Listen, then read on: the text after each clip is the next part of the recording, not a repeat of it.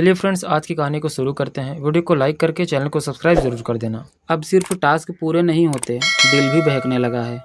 ओह दिल, आशिता बोली, जैसे कि कविता ही बोल रही हो। उसने पूछा, क्या बहकाता है तुम्हें?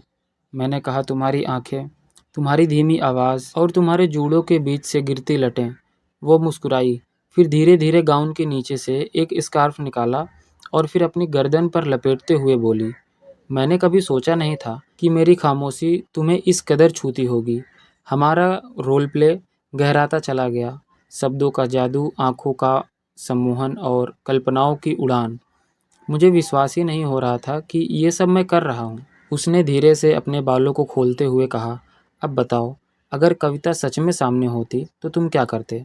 मैंने कहा, मैं उसके पास जाकर धीरे से उसका हाथ थाम लेता और कहता, तुम अकेली नहीं हो, मैं यहाँ हूँ तुम्हारे साथ। वो थमे स्वर में बोली, और अगर मैं तुम्हारी आंखों में झांकती तो तुम क्या करते?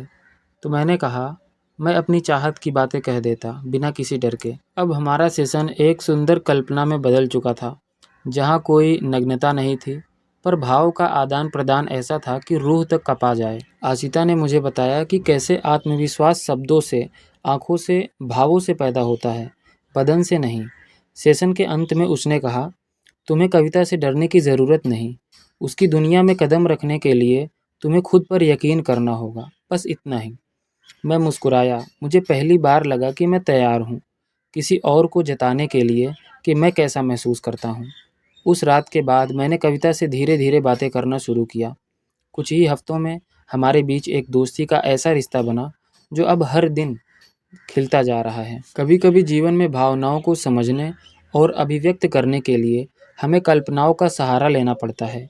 मेरे लिए वह सेशन एक भूमिका नहीं, बल्कि एक दर्पण था, जिसमें मैंने खुद को देखा, स्वीकार किया और बेहतर बनाया।